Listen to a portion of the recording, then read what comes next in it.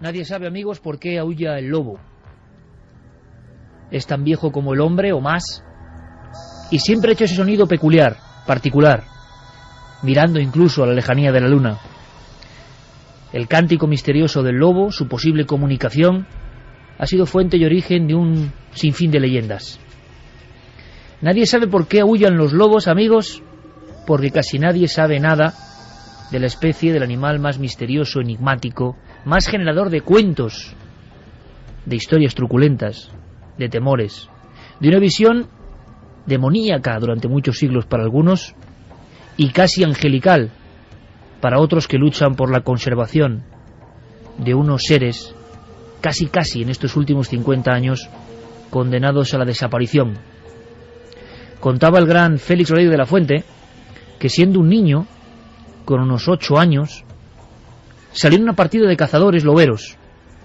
En las comarcas próximas a la Bureba y en Poza de la Sal, los ganados morían casi como si fuese una maldición con poderosos colmillos afilados. Era evidentemente una gran desgracia para las personas que vivían del campo. Eso está pasando de alguna forma en algunos puntos ahora y por eso traemos el tema a colación. Va a ser una noche de lobos en Milenio 3. Noche de lobos. Félix contaba que le habían contado a él muchas historias sobre el poder del lobo. Un ser que podía atravesar los objetos con su mirada ambarina. Un cánido misterioso como un fantasma capaz de reptar casi por la tierra, subirse a los peñascos, robar las ovejas y a las personas y a los niños en especial, casi sin ser visto. Podía leer los pensamientos el lobo, se decía en el Burgos de los años 30. Podía también transformarse en otras cosas. Sus caminos, sus sendas, eran lugares donde uno no podía estar, porque tarde o temprano el lobo terminaba atacando. Con todo eso en la cabeza, el niño Félix se aposta en una especie de pequeñas trincheras para esperar a un lobo casi blanco, el Cano, un lobo viejo, macho alfa, jefe de la manada, que al parecer ha matado a cientos de cabezas de ganado. Y cuando lo ve aparecer, dispuesto a batirse con los cazadores y sus armas de fuego, Félix niño siente algo que cambió su vida. En la mirada del lobo, la más perfecta, la más acabada imagen, sensación de libertad, de atavismo, de conexión con la naturaleza. Y en aquellos ojos, el niño Félix vio algo que era muy lejano de aquella visión demoníaca del cuento y la noche, de la maldición. Y entonces salió de la trinchera y no pudieron disparar. Ahí empezó la historia de amor de un niño con los lobos. Ese niño, muchos años después, casi salvó a este último fantasma de la naturaleza de su extinción. Casi nadie sabe, amigos, por qué aúllan los lobos, pero lo siguen haciendo. Y nosotros ayer mismo los escuchábamos. Ayer mismo salimos a la Sierra de Madrid, algunos puntos concretos donde están apareciendo de nuevo. Y cuando aparece el lobo, no solo aparece un animal, no aparece un cánido, Canis lupus ignatus, lobo señalado, lobo ibérico. Llegaron a quedar tan solo 50 ejemplares, 100 ejemplares. Hoy debe haber unos 2.000, 2.500. Pero en la Sierra de Madrid nunca se habían visto. Ahora los pastores nos contaban cómo bajaban, a veces en pareja, y se enfrentaban como sin miedo al ser humano. Incluso la teoría de la conspiración, nos la contaban ayer. Algunos ganaderos asustados, preparando los mastines, intentando pastorear como hacía tiempo que no se hacía en la Comunidad de Madrid, aseguraban que eran lobos que habían sido soltados. ¿Pero por qué? ¿Y para quién? ¿Con qué sentido? Con el lobo vuelven los cuentos. Hemos escuchado a personas que prácticamente no querían salir a los caminos en la noche. El animal, lleno de significado, vuelve a estar casi a las puertas de la capital de España. Y esto en el siglo XXI no deja de ser maravilloso y preocupante para algunos. Una cosa más. No lo teníamos previsto en el guión, ni mucho menos, pero hemos podido casi jugar con lobos. Sí, hemos jugado con lobos. El milagro ha hecho que uno de los loberos, y la vida es una casualidad, de Félix Rodríguez de la Fuente, Carlos Sanz, nos permitiese escuchar, acariciar, tocar y besar a los lobos. Ha sido una de las experiencias, sin duda, más intensas de nuestra vida. Y en esta noche anterior hemos escuchado de nuevo en la oscuridad historias de lobos, historias de loberos, maldiciones de lobos, miedos a los lobos y lobos protectores. Y todo eso que hemos aprendido de sabios del campo, queremos contarlo.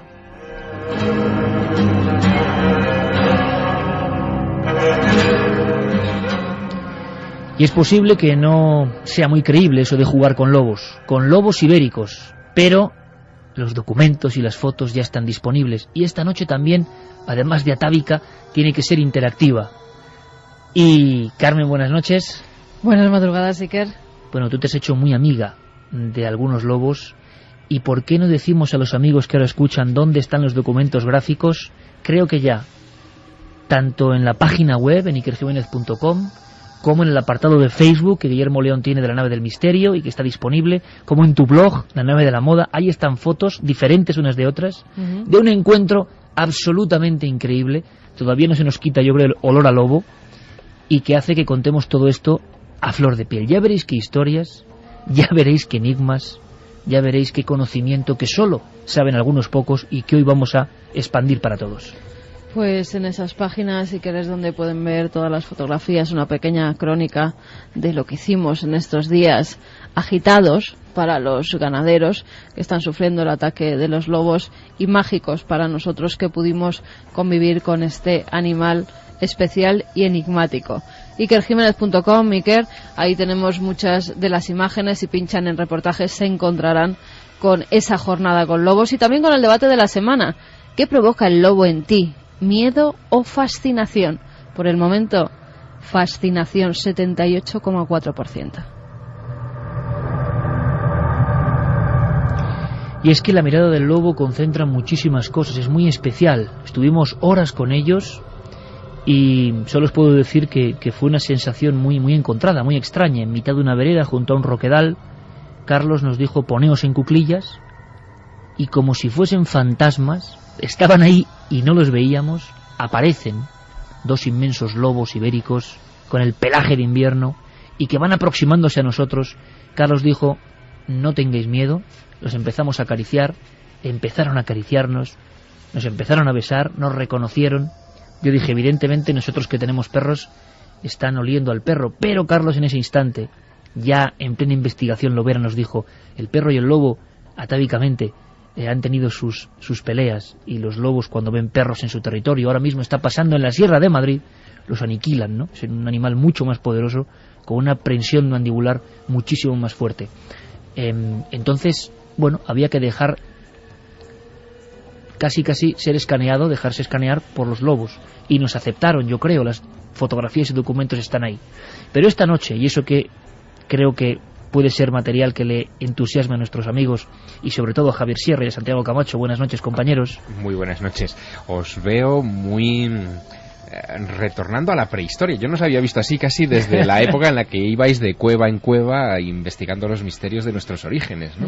Alobados muy... estamos. Sí, os veo muy... Vas a disfrutar, Javi. ¿Sabes por qué? Santi, buenas noches. Buenas noches, Iker. ¿Sabes por qué? Y digo especialmente porque tú has traído una sorpresa que luego comentaremos. Tu obra ya la tenemos aquí prácticamente en las manos. No des envidia. Pero te voy a decir una cosa, Javier. Los caminos sagrados. Muchos amigos pueden decir, bueno, van a hablar de lobos. Bueno, si queréis aprender cosas de misterio que solo algunos saben, quedaos con nosotros. Luego habrá muchas más cosas. Pero, por ejemplo, catedrático Universidad de Salamanca, máximo experto europeo en lobo. ¿Y cómo te quedas, Javi, si te digo que pasa algo con los lobos y los lugares sagrados? Estoy deseando escucharlo. La encuesta abierta. Vamos a ver qué surge. Vamos a dar también, Iker, las vías de contacto. 276-99, palabra clave milenio, espacio, vuestros mensajes, vuestros comentarios, vuestras cuestiones. Milenio3 con número @cadenaser.com y www.cadenaser.com para que subamos los mensajes, las opiniones, segundo a segundo. Sorteamos 3 libros de Milenio3, de los de la Nave del Misterio de siempre. Luego le preguntaremos a Santi, después de este dossier, conexión con el mundo de la conspiración, si también los ejércitos, también los servicios de inteligencia han utilizado el lobo para algo más. Vamos a empezar. Ayer a estas horas, Javi, fíjate, estábamos, ¿verdad, Carmen?, casi en una especie de hoguera. No era una hoguera porque no se puede hacer, pero con unos focos y escuchando a un maestro. escuchando a este hombre que, en fin, yo quiero rendirle mi máximo homenaje. Uno, cuando es periodista, tiene suerte de conocer a personas así y de aprender de ellas. Ramón Grande del Brío, catedrático, profesor de la Universidad de Salamanca. En fin, hablar de sus carreras y conocimientos nos llevaría horas. Pero además, gran experto lobero junto a Félix Ruiz de la Fuente, y autor de 5 monografías sobre el lobo ibérico. Lo conoce prácticamente todo. Pero claro, a mí me interesaba el misterio, el mito. ¿Por qué el lobo, desde la antigüedad, asociado con lo diabólico, con lo extraordinariamente oscuro que viene hacia nosotros? Pues sentado prácticamente en la oscuridad de la sierra, donde están bajando ahora los lobos, después de tener nuestros reclamos, nuestros cánticos, de poner nuestro operativo para encontrarnos con ellos, nos hablaba. Y me daba la sensación, amigos, que es lo que quiero extenderos, de que un mundo muy críptico, como el de las cuevas rupestres, como decía Javier, se abría ante nosotros. Nuestra obligación darlo a conocer. Lobo como animal maligno. El gran profesor de Salamanca, Ramón Grande del Brío. Le escuchamos. Ya aparece como figura maligna, figura malévola, incluso como un ser enviado por Satanás desde el otro mundo para confundir o, en fin, mandar por el mal camino a los cristianos. Aparece en el Antiguo Testamento como criatura abominable de lujuria en el hombre y digamos un conductor de este por malos pasos, por decirlo así.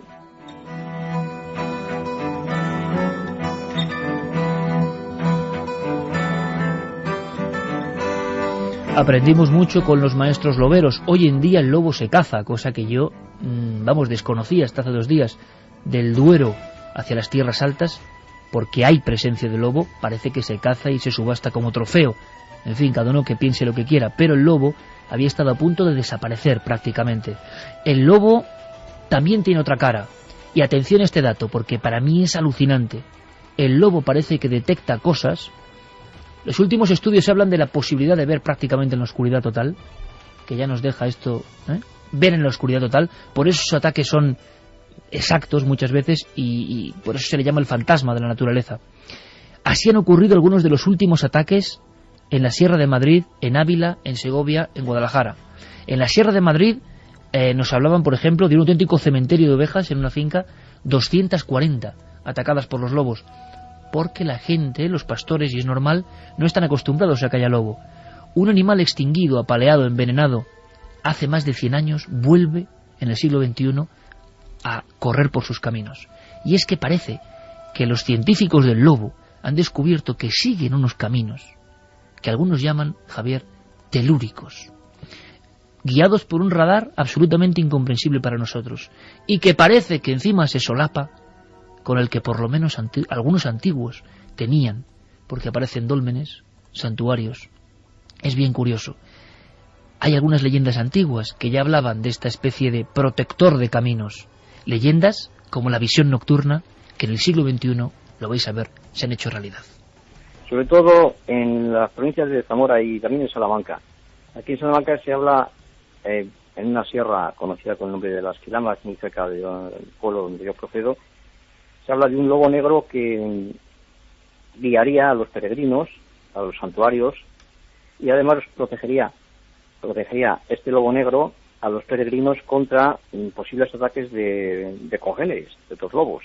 Aparece bajo circunstancias muy especiales y está relacionado también con extraños fenómenos que parece que han venido siendo detectados en la sierra periódicamente. En Galicia aparecen también figuras, personajes, en medio de ruidos, a veces de cánticos, incluso se habla de lobos que siguen o preceden, según los casos, a la Santa Compañía, también en medio de cánticos, de sonidos. Ahora mismo Javier y Santi han puesto los ojos, han arqueado las cejas. Pues sí, amigos, sí, de eso vamos a hablar. Ruidos que preceden a la aparición no de un lobo real, sino de un lobo fantasmagórico que guía y protege a los peregrinos. Creo que no es la primera vez, amigos, que en el mundo puro y duro del misterio, en los caminos y en las carreteras, un sonido peculiar precede a la aparición, ¿no?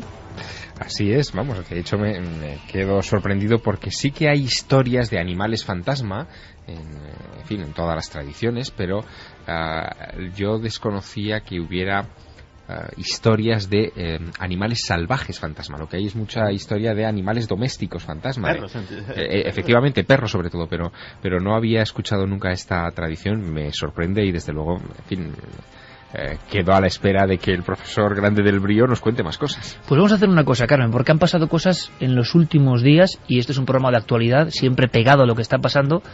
Llevábamos, ¿verdad, Santi?, un tiempo en el equipo intentando saber qué ocurría en la Sierra de Madrid. Los medios hablan de... se extiende la caza del lobo, el lobo vuelve a Madrid. Pero lo que interesaba es que toda la sociología de la presencia de este animal y no otro animal provocaba. De nuevo, los viejos cuentos a la hoguera en la Sierra de Madrid. Y los niños escuchando a las abuelas, que igual no les hacían mucho caso antes, escuchando historias de lobos humanizados, de hombres alobizados, y de tantas y tantas cosas que llegan con su presencia. Ayer mismo, cuando Rufino García Gómez, un pastor que ha visto cómo sus rebaños son atacados por el lobo y cómo el lobo se le quedaba mirando fijamente, se ponía los pelos de punta, señalaba una loma sombría y decía, allí bajó un lobo grande, gigantesco, y se quedó mirando a unos 10 metros de mí, y el lobo, la fama es que huye, ¿no?, cuando el hombre, y dice, y este no huía. Y daba pábulo a que eran lobos distintos, especiales. Y nosotros decíamos, bueno, ¿qué habrá de verdad? ¿Qué habrá de impresión? Porque lo hemos vivido, ver que un lobo se te viene... Yo puedo decir que he visto como un lobo se me viene encima, menos mal que no nos ha atacado, ¿no? Vamos a hacer una cosa, Carmen, importante. ¿Qué ha pasado con Paco García, otro de los grandes loberos españoles, que incluso ha puesto GPS a alguno de los últimos lobos en la época casi de la extinción para seguir y ver su comportamiento? Y entonces, compañeros, se han percatado de cómo los lobos tenían ciertas conductas. ¿Te imaginas? GPS y ver que, por ejemplo, los lobos van por ciertas vías que coinciden pues con zonas del Camino de Santiago primitivo. Ese tipo de cosas en plena noche cuando no hay peregrinos. ¿Por qué van por ahí? ¿Por qué acuden a santuarios donde ya no hay ni culto? Es algo asombroso. Pero ¿cómo está el lobo hoy en día en España? Porque, como yo, que soy un profundo ignorante, me he enterado en estos 3 días de reportaje y de inmersión en el mundo lobero. Pero, ¿cómo está el lobo hoy en día en España, a estas horas, en estos momentos? Lo contaba Paco García. Galicia, Asturias, Cantabria, las provincias de León, Zamora, albergan unas poblaciones bastante densas de lobo. Y en el sur tenemos una pequeña población que se mantiene, que resiste, pero que es mucho más pequeña y está en mucho mayor peligro, que es la población de Sierra Morena. En los montes de Sierra Morena, de Jaén y de Córdoba, pues todavía existen algunas manadas de esta especie. Se calcula que puede haber entre 2.000, 2.500 ejemplares en nuestro país.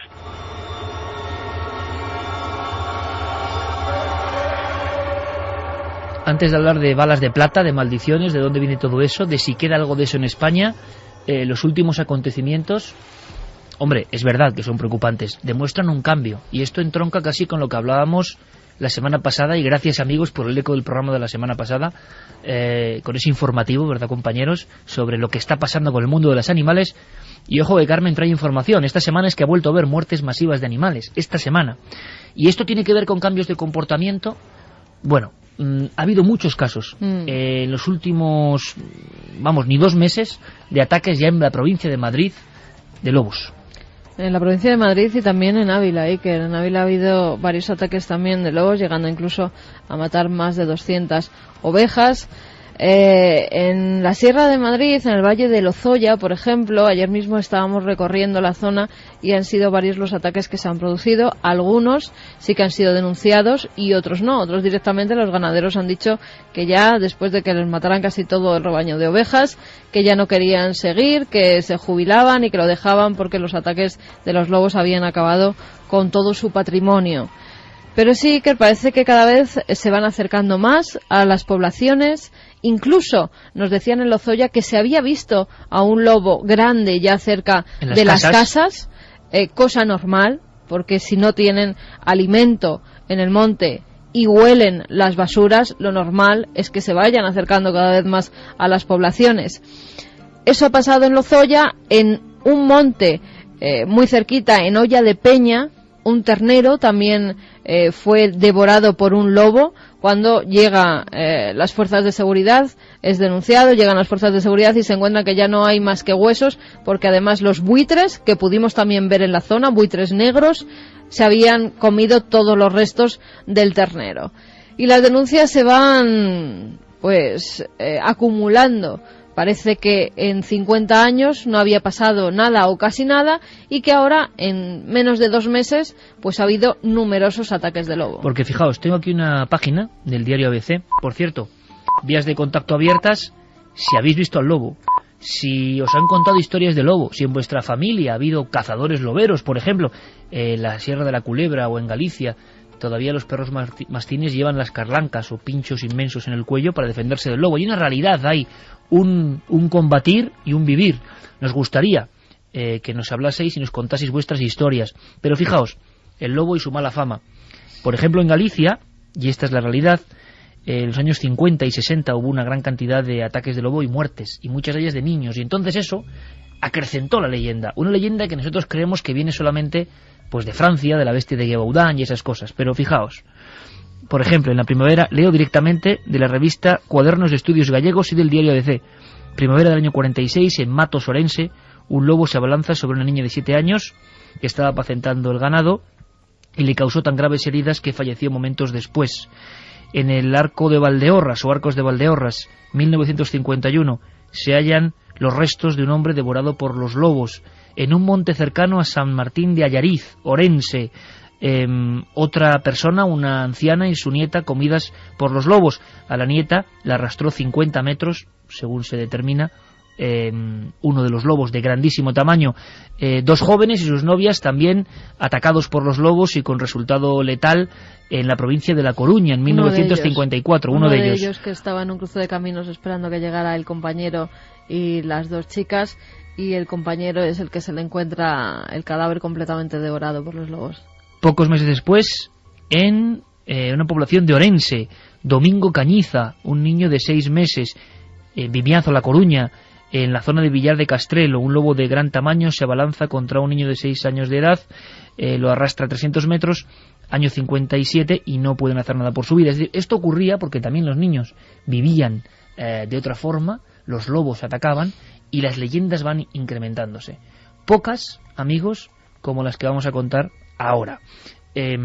Por ejemplo, todos hemos oído lo de la bala de plata y nos suena un poco a Transilvania, ¿no? Pero en Galicia, todavía hoy,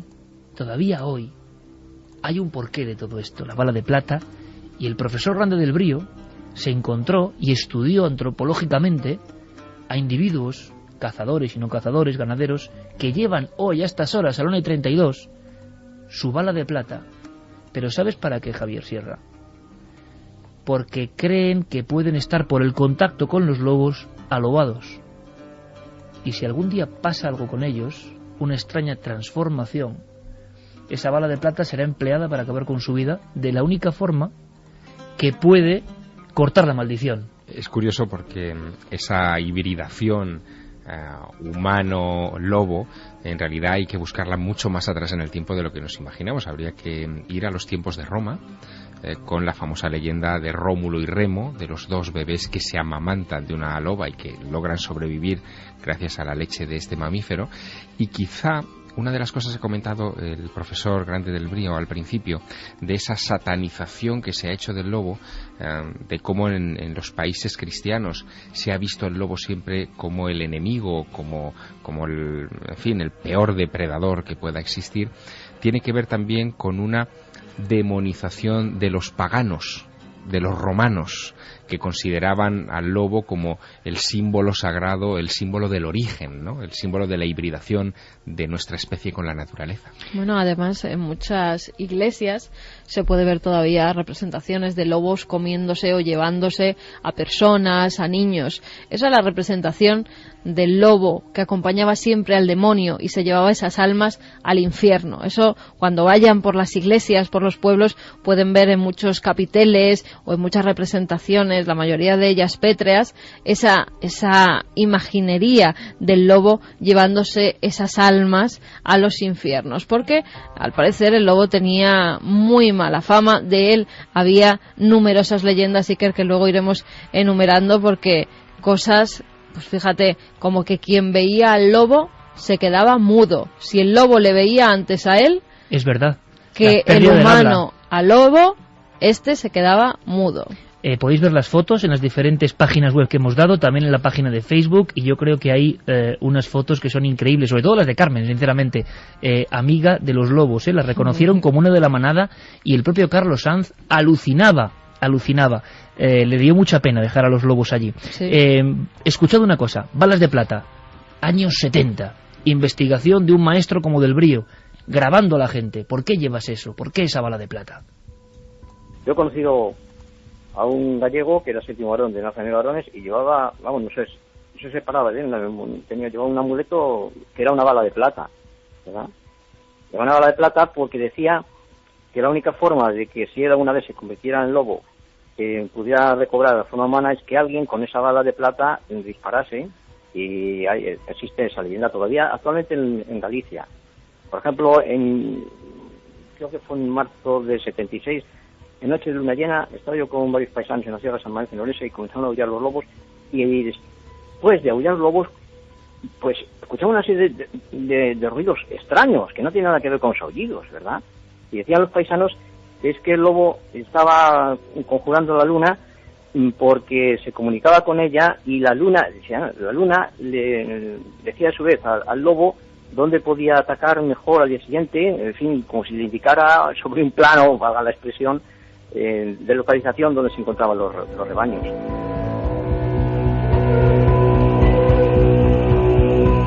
Una y 36 minutos, esto es Milenio 3, y estamos asistiendo en vivo y proyectando una auténtica lección de antropología, no por nosotros, evidentemente, sino por el maestro, el profesor Ramón Grande del Brío. ¿Os imagináis al grupo de loberos investigando, escuchando los aullidos y algo más que no identifican, y que de inmediato los loberos que van con ellos, personajes fundamentales en una investigación antropológica que se precie, se conoce en el campo, y digan que es el diálogo, y cómo la luna, que muchas veces ha tenido una visión maligna sobre el hombre ha tenido una visión un poco extraña de la luna, le da mensajes ocultos, lunáticos al lobo, para que él sepa cómo actuar. O sea, son cosas que yo creo que permanecían enterradas, ¿no?, en un sustrato amplísimo, y que estos investigadores nos sacan a colación. Me dice Carmen que la página web se acaba de colapsar. Que lo sigan intentando. ¿Tienes tu blog también, el de la nave de la moda? Facebook, está en lanavedelamoda.com. Y ya veréis qué fotos. Que sigan intentando. Ya veréis qué fotos. Además son fotografías distintas. De ayer. Escuchad, porque esto, Santiago Camacho le va a traer muchos recuerdos. Es una de las películas más impresionantes de la historia y viene con una anécdota increíble. No solo en cazadores y en personas el lobo impregna y deja una sensación muy especial e inolvidable, sino que incluso en personas reconocidas, actores, por ejemplo, que han tenido que trasegar con lobos para hacer, por ejemplo, una película, pues no han vuelto a ser los mismos. Y un actor español, maravilloso genio, que ha trabajado con lobos, pues escuchad esta escena. Pasa, buhonero, y di qué quieres. He de llevar a la Vigaira un remedio que, según dijo, usted sabe cuál es. Ahí tienes el remedio. Benitiña, Benito Freire, mal te veo, buhonero, que no te cuidas como debe hacerlo todo nacido. Y más tú, que fuiste ahojado cuando rapaz. Ay, a estas alturas te da miedo la saludadora que te tuvo en brazos. Solo de mirarte sé que no tomas mis remedios contra tu mal.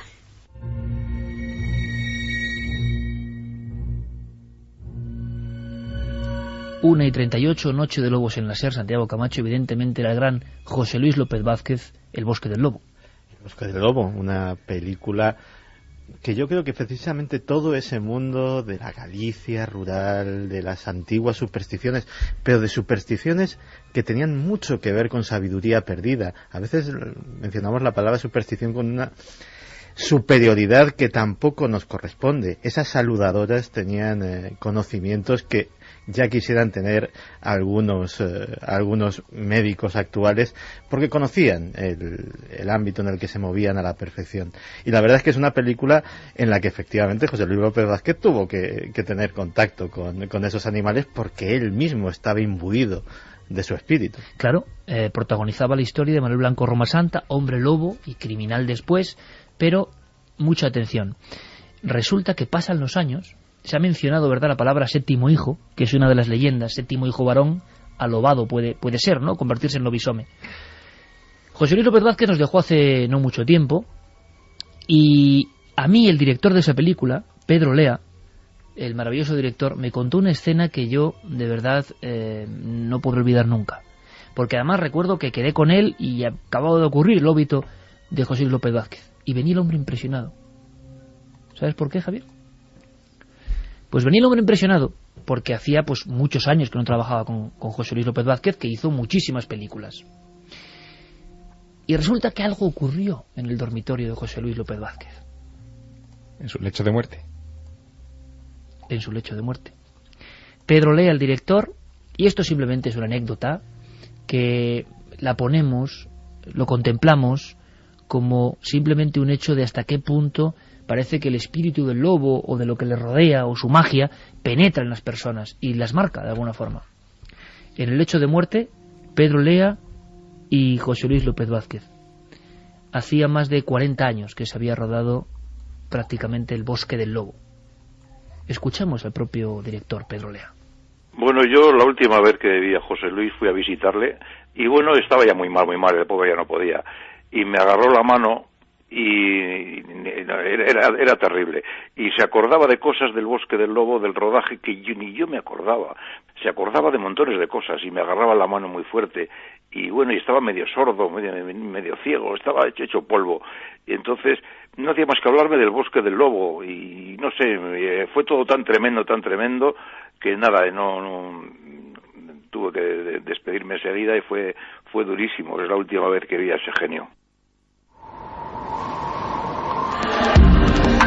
Nunca antes habías estado tan cerca de lo desconocido. Milenio 3. Cadena SER.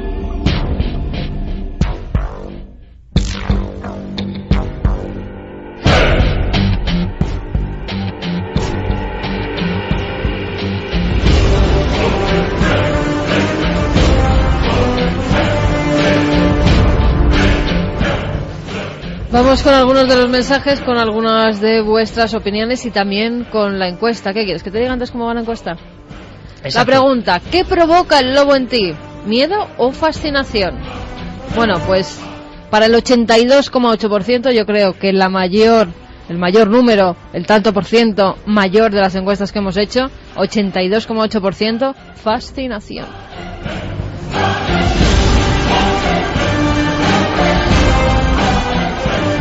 Vamos con vuestros mensajes. Santi desde Cuenca nos decía: gracias por contar el tema de los lobos, porque en mi pueblo se suele escuchar por la noche a los lobos mientras estás en la cama. Grande, Félix. Luis desde Montoro, Córdoba, dice que los ha visto en la sierra y que el pelo se eriza. Se intuyen aunque no los veas. Qué es bonito un animal mensaje. misterioso y enigmático. Y es cierto, porque había un lobo donde estábamos nosotros bastante huidizo, que se escondía, que sabíamos que nos estaba mirando, pero que no salía. Es más, Carlos decía que hacía meses que no lo veía, que no sabía por dónde se metía, que cada vez que iba a darlos de comer, allí no estaba. Y justo pudimos grabarlo, Iker, con nuestras cámaras, lo captamos, estabais vosotros haciendo una entrevista, estabais haciendo recursos, yo estaba jugando con la loba, estábamos las dos literalmente tiradas de encima de una piedra y el lobo, un gran lobo viejo, pasó rozándome la pierna. Yo a ese no me atreví a tocarlo. Una cosa nada más, se han quedado muy impresionados mis queridos amigos Santiago Camacho y Javier Sierra con la anécdota de Pedro Lea, ¿verdad? La mano es un detalle que yo entiendo también la emoción de Pedro, a mí me contó, se había convertido como en una zarpa de la fuerza que tenía. Y a Pedro le impresionó ese gran genio, ese maestro, José López Vázquez. Decían algunos grandes directores que uno de los 3 grandes actores del mundo. Lo que pasa es que estaba en España y no tuvo el reconocimiento, pero una bestia, nunca mejor dicho, actoral, ¿no? Pero que estaba recordando pasajes del guión que nadie se acordaba. Estaba volviendo a vivir las escenas del Bosque del Lobo, monotemático. es difícil, ¿no?, poner adjetivo a esto, decir qué significa. Pero hay cosas que marcan, ¿no? Quizá porque conecta con esa parte instintiva y animal que todos tenemos dentro y que te deja marcado. Yo estoy seguro que dentro de muchos años, vosotros dos, que habéis estado hace horas rodeados de lobos, vais a recordar esa experiencia. Seguro. Porque ha tocado vuestra fibra animal, vuestra fibra más profunda. Esa es la clave de este asunto, ¿no? Por eso nos atrae tanto, por eso hay tanta fascinación en la encuesta de esta noche entre nuestros oyentes por el lobo, y es verdad que la fascinación puede al miedo, nos acerca al abismo. Sí, la verdad es que yo creo que la fascinación por el lobo es posiblemente la fascinación por algo que hemos perdido, por algo que hemos abandonado en el camino de nuestra evolución como seres civilizados. Y que posiblemente cuando te enfrentas, y en este caso pues el genio José Luis López Vázquez tuvo que enfrentarse a uno de los momentos con mayúsculas de la vida, posiblemente de los dos, el nacimiento y la muerte, pues en ese momento te desprendes de buena parte de ese vestuario civilizado que hemos ido adquiriendo, y eres más humano que nunca, y posiblemente siendo más humano que nunca, conectó más con el lobo que nunca. Hay muchas historias de lobos de tamaño gigantesco, de tamaño desproporcionado. Yo hablaba con los loberos, y tú recordarás, Javier, perfectamente, porque seguiste esa historia. Final de los años 80, matanzas de ganado masivas en la zona sur de Navarra. Y fíjate, hoy tenemos la visita de un buen amigo, que es Ángel Briongos, que está allí, y que él investigó en su día las matanzas de ganado en Aragón. Es decir, hubo un montón de personajes, personas y animales mezclados en matanzas extrañas. Se capturó un lobo en la zona de Tudela, que era como blanquecino, muy grande, desproporcionado, con una gran cabeza, y se le acusó, pero de cientos y cientos de muertes. Hay toda una leyenda de grandes animales, de lobos que han crecido más de lo normal, que necesitan una energía mayor de lo normal y que atacan y causan el terror. Leyenda o no, hay algunas películas que hablaban de la historia de la bestia de Gévaudan que nos metieron a todos en la mente ese tipo de posibilidades. Carmen ha encontrado por Europa, la vieja Europa, algunas historias reales de estas bestias, no solo la de Gévaudan, historias ensombrecidas, escondidas. Huye de los hombres como si supiera que debe temerles, pero mata a mujeres y niños. ¿La ha visto alguna vez? No. Entonces, perdonen, pero ¿cómo saben que se trata de un solo animal? Por la descripción de los que han sobrevivido. La bestia es más grande que un lobo, y dicen que no teme a las balas de los cazadores. Comprendo su escepticismo, Fronsac. Como usted, yo tampoco creo en dragones. 1:47. Ahora seguimos, por supuesto, con vuestros mensajes, porque nos quedan un montón de cosas de contar de los lobos.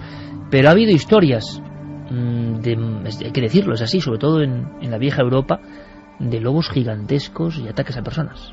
Hechos muy extraordinarios. En Perigord, en febrero de 1766, se cree que una manada, por lo menos 2 lobos, matan a 18 personas y hieren a muchas más antes de que fueran cazados, antes de que les dieran caza.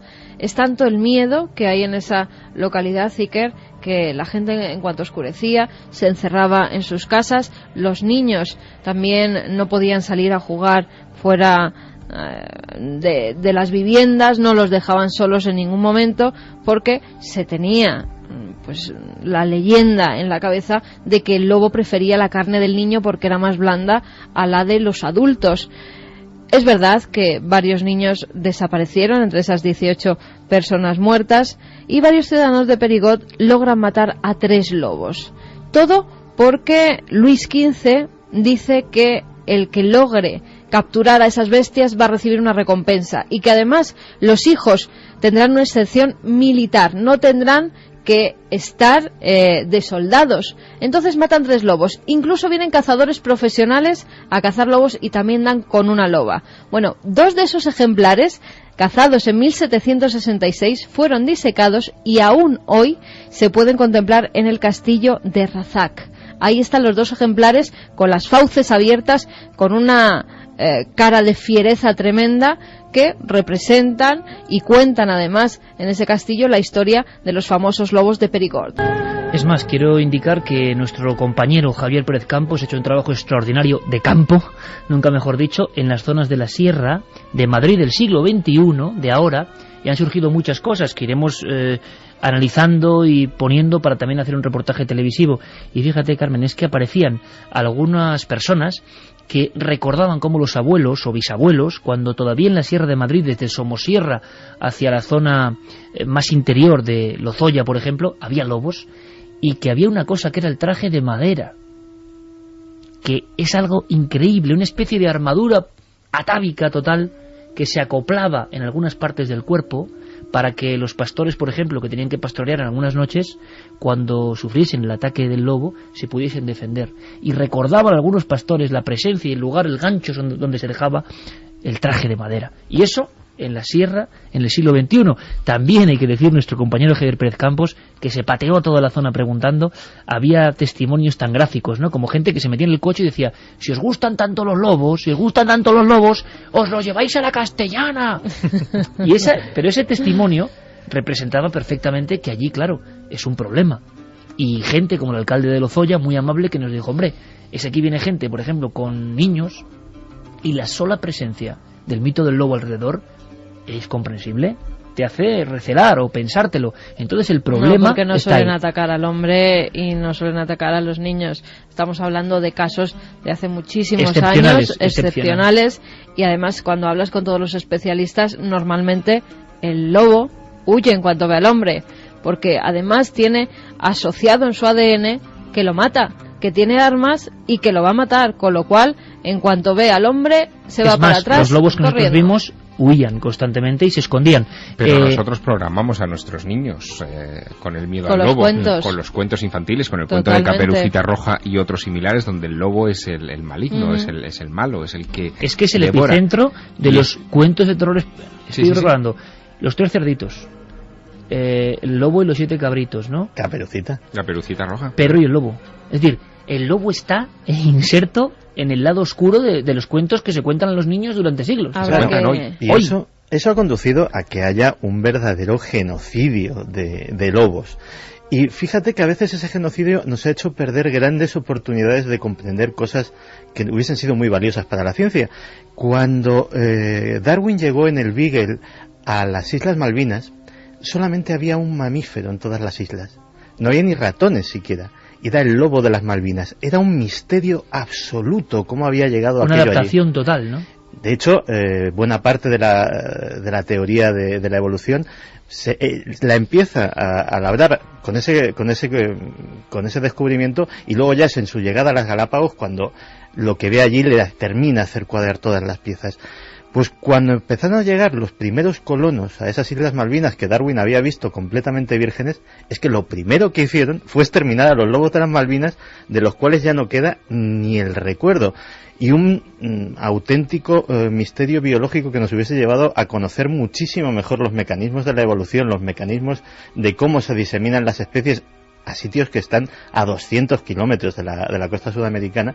Pues hemos perdido esa ocasión para siempre. Vamos a hacer una cosa. El profesor Ramón Grande del Brío, la auténtica autoridad en la materia, no solo en la Universidad de Salamanca, sino en el mundo de los lobos, esa curiosa dicotomía, nos habla de este tipo de casos, de la antigüedad y no tan antiguos, pero sobre todo en la vieja Europa de hace unos siglos, de matanzas por parte de lobos gigantescos, como en muchas ocasiones había chivo expiatorio auténtico, es decir, aparecían crímenes y cuerpos troceados que los lobos luego a veces devoraban, y entonces se hacía la conjunción, ¿no? El lobo siempre era el culpable. Son casos extremos. En algún caso, en alguna ocasión, pues parece que han podido producirse crímenes, y entonces las víctimas han sido abandonadas en los montes o en los bosques, y posteriormente pueden haber sido devoradas por lobos o por jabalíes o cualquier otra clase de animal. Luego también come carroña, bueno, que sea accidentalmente, pero también puede ser carroñero.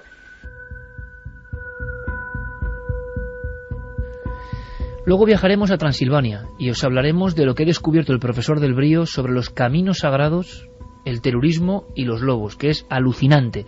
Pero terminemos con algunas de las historias que dieron miedo en Europa. Pues fíjate, Iker, en Soissons, en 1765, es otra localidad francesa, también se viven los ataques de los lobos. Esta localidad está al noreste de París y una de las primeras víctimas es una mujer, y además ahí se acrecienta la leyenda porque esta mujer estaba embarazada.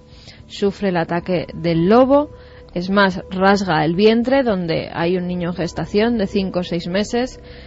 Los vecinos, ya que la madre estaba muerta, logran sacar a ese bebé y llevarlo hasta la iglesia para bautizarlo antes de que esté muerto. Eso cuentan las crónicas, Iker, pero además cuentan que el lobo verdaderamente lo que buscaba era comerse al feto, porque desde muy antiguo se cree que los lobos atacan a los animales que están preñados, a los ciervos, a las terneras, las vacas que llevan los terneritos dentro, a las ovejas preñadas, para que mientras se comen a los fetos o ya a los bebés, el animal esté viéndolo y sufra, y después se come al adulto. Pues en este caso se creía que con la embarazada iba a pasar lo mismo.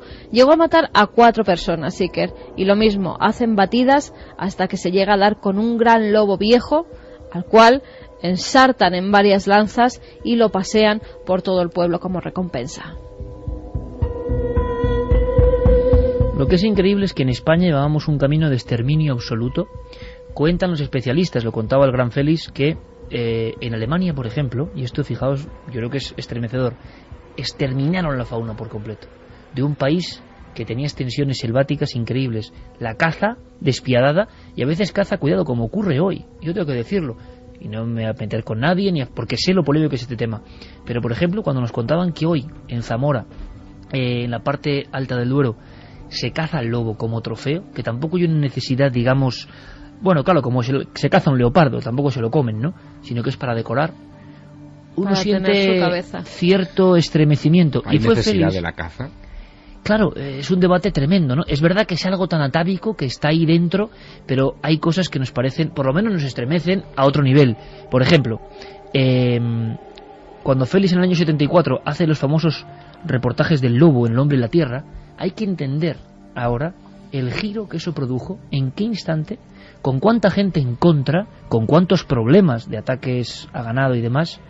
Y este niño que con 10 años había visto la imagen del lobo y le había parecido el retrato más perfecto de lo que, como bien ha dicho Santi Camacho, el hombre había perdido y él mantenía, pues quiso defenderlo. Y en el fondo la historia de Félix es la historia de un niño que va creciendo, pero que tiene sin duda esa deuda con el lobo. Él lo hace con 2 programas, sobre todo, de 32 minutos cada uno, se emiten en 1975, se graban en el año 74, es la famosa historia del pastor diciendo el lobo, y un rodaje donde aparece la loba y con sus cachorros. La primera vez en España que se filman lobos, cachorros, en su estado, digamos, de vida cotidiana, y se provocan tales lágrimas colectivas en la gente, tal es el impacto de la televisión en blanco y negro en aquella España, que se empieza a culpar a los propios cazadores que objetivamente estaban luchando contra un enemigo, depredador contra depredador, en los campos de España. Es el giro tan brutal que a partir de ahí el lobo pasa de ser alimaña, que se cazaba y se pagaba, y había miles de cabezas de lobo, de jineta, de lince, de gato montés. O sea, estábamos en el año 74 a punto de exterminar algo que es nuestro, único. Los meloncillos, las jinetas, los linces, los lobos, en montañas, cazados, para nada, pagando el Estado a girar las tornas y conseguir que el lobo se proteja y que hoy los aullidos del lobo continúen. La historia es absolutamente increíble. Pero si empezamos a cazarlos ocurrirá lo mismo, que al final acabaremos con ellos como ha ocurrido ya en otros países, que el lobo se ha extinguido completamente. Te lo comentaba antes, sí, que en Rumanía, por ejemplo, Ceausescu no solamente decía que había que cazar lobos, sino que daba recompensas. Y en 1988, nada más en ese año, se llegan a matar 16.000 lobos. ¿En Rumanía? En Rumanía, ahí es nada. En Eslovaquia han prohibido matarlos, porque también los mataban. En Croacia no se puede matar. En Ucrania, por ejemplo, sí, hay vía libre para matar lobos. En Kazajistán es donde mayor concentración de lobos hay, unos 90.000. En Canadá unos 60.000 están habitando. En España tan solo tenemos 2.000, 2.500 como muchísimo. No hay que matarlos, yo creo que hay que cuidarlos. Yo tengo aquí un cuaderno de campo. Como digo, ahora marchamos a los Cárpatos con el profesor Del Brío y contamos algunas cosas de la visión esotérica casi del lobo y cómo se guía por algunos sitios. pero en la distribución gráfica de Europa es tremendo, ¿no? Pone en Alemania extinguido en 1890, en el Reino Unido extinguido en 1860, en Portugal extinguido prácticamente en 1950, y así en Italia en 1947. Toda una serie de marcas. En España o en Europa de los 70 el lobo desaparecía. Nosotros lo resucitamos con toda su historia y toda su leyenda. Regresamos después de las noticias con nuestro amigo Javier Alonso, que trae otro tipo de cosas que hay que escucharme atentamente, y después seguimos con esta Noche de Lobos. 2 y 6 minutos, continúa nuestra Noche de Lobos aquí en la cadena SER, en busca del mito, la leyenda de un animal evidentemente fascinante. Y aquí yo lo digo, y no es que ponga la balanza a favor en la hemeroteca, que no es mi cometido, pero es que es abrumador, el desequilibrio, en este caso de los platillos, por parte de los votos de nuestros amigos. La verdad es que podéis seguir participando y seguimos recopilando vuestras historias y sensaciones respecto al lobo, a punto de desaparecer, repetimos, si no es por la intervención de Félix y sus programas. Y con amigos de Félix y de su equipo hemos seguido trazando esta especie de historia y de leyenda en torno a un animal. Los lugares de poder van a tener un papel importante a partir de ahora. Y en apenas unos minutos, nuestro compañero Nacho Ares, que acaba de prácticamente aterrizar desde su última investigación. Nacho, buenas noches. Buenas noches, Iker. ¿Qué tal? Nos vas a hablar de un lugar que se llama... el Monte Arabí. Bueno, pues ahí queda, el Monte Arabí, uno de esos lugares donde pasan cosas, ocurren cosas, desde la antigüedad hasta hoy. Siguen pasando. Eso afirman. Arqueología, misterio, luces, apariciones. Queremos redescubrir esta historia, que quizá tenga que ver con esto de los principios que rigen algunos lobos. Si os parece, nos marchamos ahora a Transilvania, porque incluso hasta el mito del vampiro más famoso de todos los tiempos, nos contaba el profesor del Brío que realmente en Rumanía creen que el vampiro, en el que evidentemente tienen su fe todavía hoy, imaginaos en el año 71-72 del muro, pues resulta que se convierte en lobo, o el vampiro es lobo, no humanizado. Incluso en muchas tradiciones, los vampiros viejos, se hablaba hasta del propio Vlad Tepes, para los niños, para la gente creyente en algunas aldeas, se puede convertir con unas pieles en lobo. Es el animal elegido muchas veces para la representación del mal. Así escuchábamos ayer al profesor del Brío bajo unas encinas ya oscurecidas, y de verdad que impresionaba, porque estábamos en la ladera donde se habían producido los últimos ataques de lobos en Madrid, de esta última y recentísima semana. Su viaje a Transilvania evidentemente le marcó, porque además la población de lobos antes de la extinción era enorme y de grandísimas proporciones por las características diferentes de la fauna de la Europa del Este. Pero el lobo y el vampiro en ese país y en lugares emblemáticos eran una unión, una misma cosa.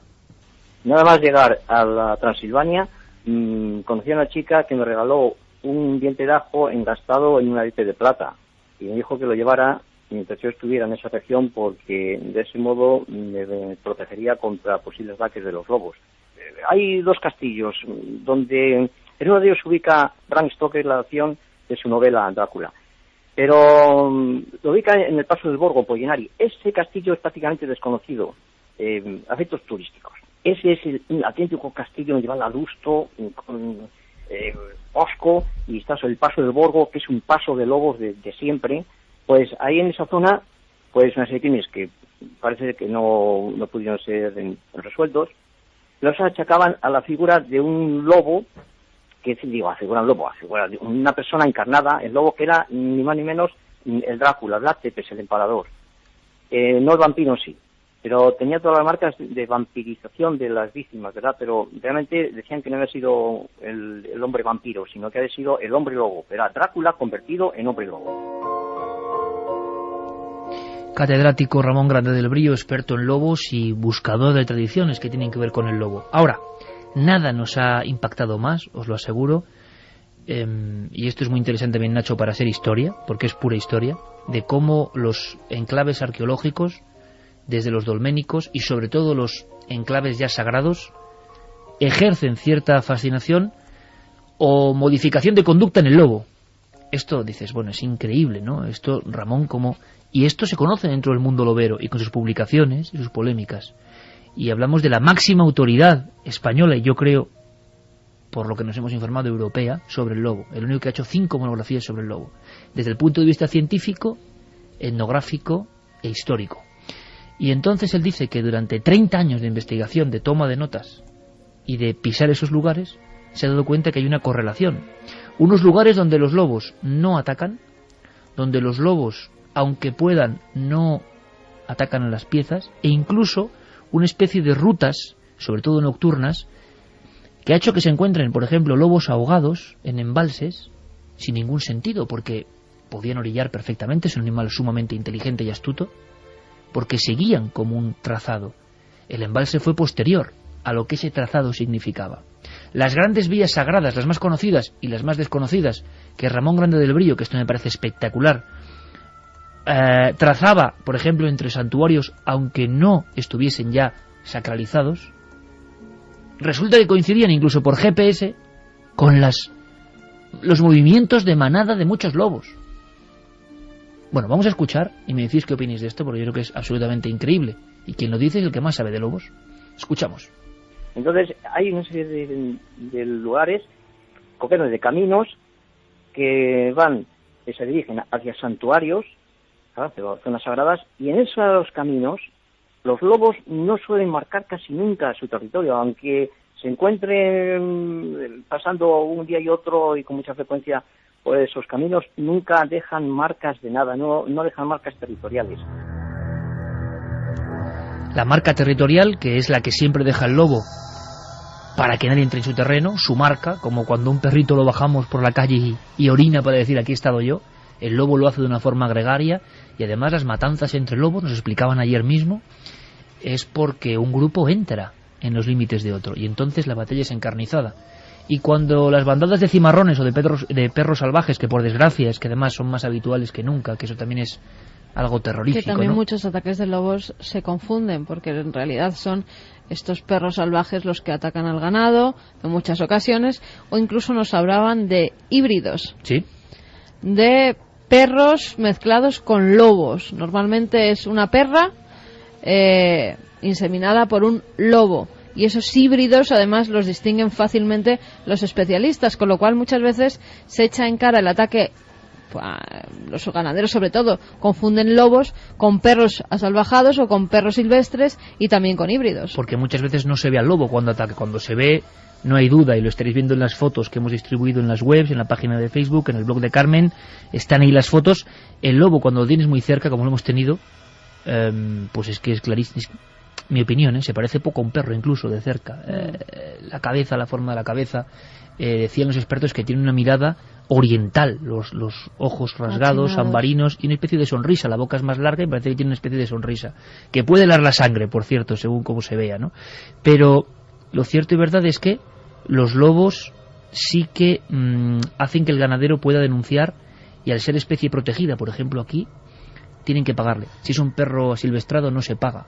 Y ahí también hay unas peleas que hay que decirlo, ¿no? Porque hay seguros que cuestan un poco más y que tendrían que hacer todos los ganaderos, que por cualquier muerte de cánido le pagan. Pero claro, hay que pagar ese seguro. Lo que quieren los ganaderos ahora, y en la prensa viene, en la prensa lo ha recogido, es que no contratar esos seguros, pero si sufren la muerte de alguno de sus animales, que la administración de turno se lo pague al completo, al 100%. Y es lo que se llama la guerra del lobo. La auténtica guerra del lobo, porque hay pastores, por ejemplo, imaginaos en Somosierra o casi a las puertas de Madrid, que dicen, hemos estado pastoreando de una forma así toda la vida, con las ovejas sueltas, y ahora tenemos nosotros que cambiarlo todo porque viene el lobo, ¿no? Que viene el lobo. Bueno, vamos a hablar de lo que realmente interesa a nivel de misterio, y es qué pasa. No solo no marcan el territorio, sino que se comportan de ciertas formas, y lo que más me alucinó, que se comportan de ciertas formas en lugares que ya ni siquiera visitan los hombres, pero que son atávicos lugares de religión. Y me pone la carne de gallina porque lo comprobó el profesor del Brillo incluso en las urdes con petróglifos. Los lugares donde los lobos se convierten de cierta forma resulta que están marcados por petróglifos, pinturas y grabados de 3.000, 4.000, 5.000 años. ¿Qué significa eso? Ahora intentamos interpretar, escuchamos al profesor. Esos son como lugares sagrados también para ellos, y efectivamente coinciden muchos de ellos. La mayor parte de ellos he cartografiado varios miles de kilómetros de paso de lobos a lo largo de varias décadas. Y esos caminos donde ellos jamás marcan, que son los que utilizan los peregrinos, incluso los caminos que van a santuarios donde ya no hay culto, ahí nunca marcan, como digo, y coinciden con la existencia o bien de zonas de contacto de materiales litológicos diferentes, o bien son atravesados por corrientes magnéticas. Evidentemente hay una serie de fuerzas telúricas, fuerzas naturales, que vendrían a ser lo que, ahora recurro un poco a la tradición, que son corrientes, que eso está comprobado por la ciencia, que discurren por la Tierra, vamos.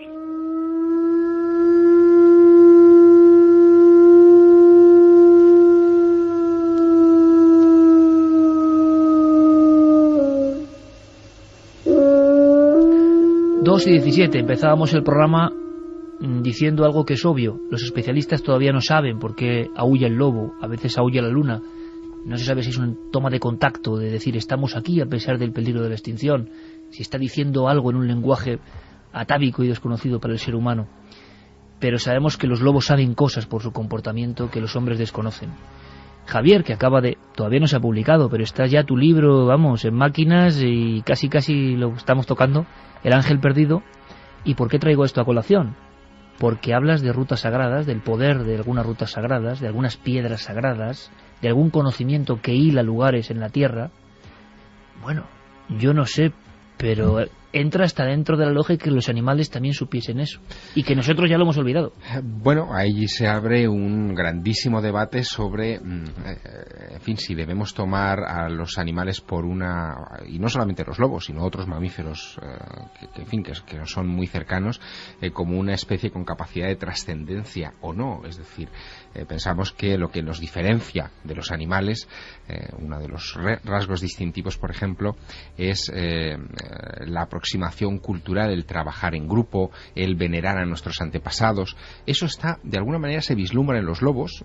Con estas palabras de este profesor de la Universidad de Salamanca, se nos está poniendo sobre el tapete la posibilidad de que los lobos acudan a los mismos lugares sagrados, santificados de alguna manera por la tradición humana. Pero es que, por ejemplo, tenemos otro ejemplo en la naturaleza, que es el asunto de los elefantes. Se habla de los cementerios de elefantes. De hecho, fue un mito muy extendido durante el siglo XIX. Muchos exploradores peinaron grandes extensiones de África tratando de encontrar el cementerio al que supuestamente acudían todos los elefantes por un afán de enriquecerse, porque lo que querían es el marfil de sus colmillos. Jamás se encontró ese gran cementerio, pero Rupert Sheldrake, un famosísimo biólogo, sí que ha subrayado en varias ocasiones que los elefantes sí tienden a hacer pequeños cementerios familiares, que sí que es verdad que existen en algunas manadas lugares donde esos huesos se depositan. Y qué curioso, los elefantes adultos tienden a visitar los huesos de sus antepasados, hacen visitas periódicas a donde estaban esos huesos, como, en fin, para darles una vuelta, para recordarlos, para venerarlos, lo que hacemos nosotros con nuestros antepasados en los cementerios, en una especie a la que no le atribuimos ningún sentido de la trascendencia. Sí solo tienen los elefantes, lo tienen los lobos, y quizá lo tengan otras especies mamíferas a las que no le hemos atribuido, en fin, ese don hasta ahora. Quizá nos tengamos que replantear esa vieja duda, ese viejo debate de si los animales tienen alma o no. 2 y 20, ahora cuando entremos en el siguiente expediente de la noche de investigación y de España ancestral, con Nacho Ares, en el fondo algunos de estos temas van a salir a relucir. El maestro, el gran profesor del Brío, ayer con sus anteojos, con su gorrilla, con su barba blanca, con sus prismáticos, yo estaba realmente encantado, ¿no? Porque también forma parte de una especie, y como muchos amigos que tenemos, que yo no sé si está al borde de la extinción, creo que sí, porque no hay muchos auténticos sabios, ¿no? Él decía que al final, dice Iker, lo que ha aprendido es que todo está hilvanado, absolutamente hilvanado, del lobo a la mariquita, de la mariposa al tigre. Pasan procesos y cosas que nosotros no entendemos y que están completamente amalgamados, ¿no? Decía, desde el mundo de las ideas a los pequeños movimientos de un par de pájaros, ¿no? Cuando auténticas eminencias de la cátedra, de la investigación, de la sabiduría, que muchas veces evidentemente serán criticados por otros que me decía que no saben salir del libro, pues dicen esto es porque algo de eso hay. Y Santi, yo me quedo realmente con la carne de gallina, sabiendo que donde hay dólmenes, petróglifos, lugares sagrados y santuarios incluso abandonados, los lobos se comportan. Por eso me decía este hombre, ¿tú te acuerdas, Carmen, que una de las cosas es que se han atropellado varios lobos en la carretera Nacional 1? Sí, en la de Burgos. En la carretera de Burgos, que es un ejemplo del dominio del hombre sobre la tierra. Tenemos las fotos, son muy desagradables, esas no las hemos puesto. Resulta que mitad de la noche, grandes lobos y grandes lobas atravesaban en la oscuridad. ¿Cómo es posible que un animal tan astuto lo haga cuando es un fantasma que serpentea por todo y sea atropellado por un coche? Va como por un camino, por una ruta. Es la ruta que sigue. Y nos comentaba el profesor del Brío que eran esas rutas telúricas o magnéticas que siguen los lobos. Solo así es explicable que aparezcan, por ejemplo, 4 ejemplares en los últimos tiempos muertos en Nacional 1, porque están volviendo a una tierra que fue suya en su día y siguen unas coordenadas. Qué curioso que en esas coordenadas aparecen viejas ermitas, aparecen viejos santuarios. Nos hemos preguntado 1000 veces, muchas veces con Nacho Ares, ¿por qué los hombres construyeron sus lugares sagrados en cierto punto? ¿Por qué los lugares son sagrados? Exactamente. Como decía Mircea Eliade, ¿no? ¿Por qué lo sagrado? ¿Por qué el terror a lo sagrado, la fascinación con lo sagrado? Bueno, pues que los lobos sigan hoy en el siglo XXI a nuestras espaldas siguiendo eso. Claro, pero es que también en esas rutas se han construido casas, se han construido colegios, se han construido granjas, con lo cual esas rutas, esas sendas, el hombre es el que está quitando la tierra a los lobos, que era suya. Claro, en este mismo programa hemos citado muchas veces historias de perros, animales que llevan con nosotros miles de años, que son casi tan civilizados como nosotros, que ya han perdido también parte de su contacto con la naturaleza y que sin embargo son capaces de, sin ningún punto de referencia, recorrer cientos de kilómetros para regresar a sus hogares. Ellos evidentemente ven y sienten cosas que nosotros no.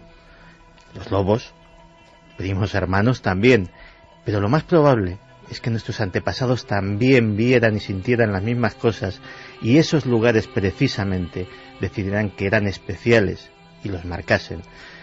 Esa es la tragedia a la que me hacía referencia antes, que hemos perdido mucho por el camino, hemos ganado muchísimo, pero también nos hemos dejado cosas.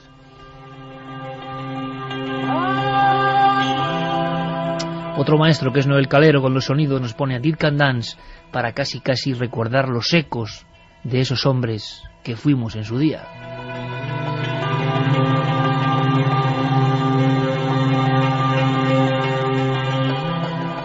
Podemos terminar el dossier de lobos, que daría muchísimo que hablar y muchísimos datos, con mensajes, ¿no? Y espero que nuestro público vea las fotografías y ahora me cuentas qué sentiste tú con esos lobos también, ¿no? Porque yo creo que es una experiencia, por eso igual lo estamos contando con tanta vehemencia, no debe ser lo mismo, ¿no? Pero después de haber tenido esta comunicación casi con ellos, pues nos vemos casi impelidos. ¿Qué dice la gente? Vamos a repetir las vías de contacto: 27699, palabra clave milenio, espacio vuestros mensajes, milenio3 con número, @cadenaser.com, www.cadenaser.com, y si queréis votar en la encuesta, ikerjiménez.com, que vamos a ver cómo va. ¿Qué provoca el lobo en ti? ¿Miedo o fascinación? Pues fascinación. Vamos, 83,4%. Vamos con mensajes. Antonio nos decía: en una aldea de Albacete, donde iba de zagal, tenían un lobo que lo llevaban de pastoreo. Le pusieron de nombre Manolo y lo encontraron de pequeño y jugábamos con él como si fuese un perro. Santi nos decía que en su pueblo se cazaba el lobo en un lugar cerrado, como un corro, a palos, y se gritaba por toda la calle, por todo el pueblo, para que la gente fuera a ese lugar para participar en la matanza, que era una auténtica salvajada. David desde Igualada: toda la vida recordaré la primera vez que estuve frente a un lobo. Fue en un parque en Cangas de Onís. Nos intercambiamos las miradas, estuvimos uno frente al otro y quedé prendado de su mirada. Abraham desde Valencia: en la sierra de mi pueblo hay muchísimas leyendas sobre los lobos y su misterio. Es más, el lobo forma parte del escudo de nuestro escudo de armas. Eso muestra la gran importancia de los lobos del ayer. María Elena Romero: gracias por el reportaje. En Japón el lobo es considerado como benefactor a los agricultores, sabio y protector de los hombres, mensajero de la diosa de la montaña Yamanokami. Es un animal mágico. Jesús nos decía que para el equilibrio ecológico Para que este no se rompa, tiene que haber lobos y demás animales, aunque resulten peligrosos para el ser humano. También el hombre es el más peligroso para todas las especies. Quique nos decía que el patrón de veterinarios y ecologistas en San Francisco de Asís, por su capacidad de amansar a los lobos que atacaban a la población de Gubbio, llegó a un acuerdo con el lobo para que no atacaran al pueblo. Marcos desde Cantabria, por cierto, muy interesantes los callejos de los lobos, construcciones que constaban de 2 altos muros convergentes que aprovechaban una pendiente de la montaña para acorralar al lobo y llevarle hasta la salida del embudo, que desembocaba en un foso en el que el animal moría apaleado. Tengo entendido que hay muchos por la zona de Burgos, aunque yo solo conozco uno en Selores, en Santander. Fíjate, en uno de esos recintos dieron caza a 2 lobos que acabaron con la vida de un niño. En el año 1974, en la zona de Orense, si no recuerdo mal, acabaron con la vida de un pequeño. Un caso que tuvo mucha polémica, ¿no? Sí, de un pequeño además de pocos años, no sé si eran 3 o 4 años, y la gente del pueblo hizo una batida, todo el pueblo se puso como en línea recta, lo llevaron hasta este lugar, iban además con lanzas para ensartar al animal en las lanzas y lograron dar con 2 de los 5 que había. ¿Cómo podemos contar, antes de pasar al siguiente expediente, a seguir viajando por España ancestral y mágica, la sensación que tuvimos con los lobos? ¿Tú cómo la expresarías? Mágica. Yo es una de las mayores experiencias que he vivido en mi vida. No pensé nunca que podía estar tocando un lobo, no solo tocando un lobo, revolcándome con una loba, jugando con ella, literalmente como si fuera uno de mis perros. Era además una loba bastante arisca, nos decía Carlos, era una loba que no se acercaba a los seres humanos, tan solo a Carlos cuando iba a darle de comer y casi. Y la verdad que no sé por qué, en el primer momento me aceptó desde el primer momento. Yo recuerdo que ninguno de vosotros os pudisteis acercar y yo estaba tirada en una roca con ella encima. Se verán las imágenes en Cuarto Milenio, como estoy tumbada encima de una roca y ella se acerca a mi boca y me empieza a dar lametazos.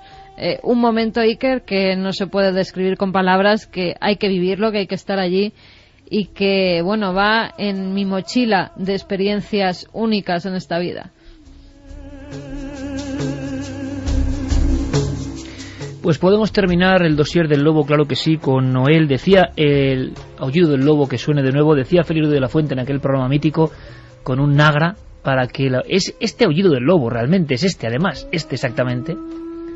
Y decía Félix aquello de para que el sonido del aullido del lobo no deje de escucharse en nuestro país, porque estaba a punto de desaparecer, a punto. Hace poco, ¿verdad, Javier?, vimos la película Entre Lobos. Sí. Maravillosa historia creada por un buen amigo, Gerardo Olivares, la historia de aquel niño del que hablamos, que vivía entre lobos, Marcos Rodríguez Pantoja, 13 años solo con lobos. Cada uno que opine lo que quiera, porque este tema es delicado, evidentemente, hay diferentes perspectivas. La fascinación que ejerce el lobo queda clara en nosotros, y quizá por lo que representa. Pero había una frase que dijo ese niño, que yo creo que puede resumir perfectamente casi todo en torno al lobo. Cuando Marcos Rodríguez Pantoja es atrapado como una alimaña humana y vuelve a la población en la sierra de Andújar, vuelve a la vida después de 13 años de convivir con los lobos. Los lobos, como en el mito de Rómulo y Remo, le habían hecho uno de los suyos. La loba, cuando estaba casi muerto de inanición, solo y abandonado por los hombres, le había dejado trozos de carne y le había protegido con calor dentro de la lobera. Cuando Marcos volvió a la civilización, así nos lo contaba el hombre que hizo todo su seguimiento psiquiátrico, tuvo una frase tremenda, ¿no? Él empezó a relacionarse con su género, el ser humano, pasó unos años, trabajó, y un día le preguntaron, oye, ¿cómo ha sido tu regreso a la vida? Con los hombres, con tus hermanos. Y él, con cierta sabiduría que solo pudo dar quizá el contacto en las serranías inhóspitas de Sierra Morena, dijo, pues fíjese, tengo una enseñanza clara de todo esto. He aprendido que los hombres engañan. Los lobos, no.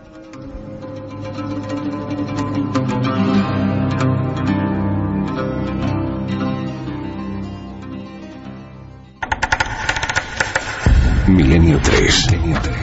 Detrás del misterio. En busca de una respuesta. Cadena SER. La nave radiofónica continúa.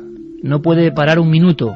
y marcha ya hacia un lugar que queremos redescubrir. Si hemos hecho lo propio quizá con parte del mundo de los lobos, y ahora vosotros, amigos y amigas, podéis investigar, podéis seguir su mirada para ver qué sentís, podéis aprender, ¿por qué no hacer lo mismo con un entorno concreto?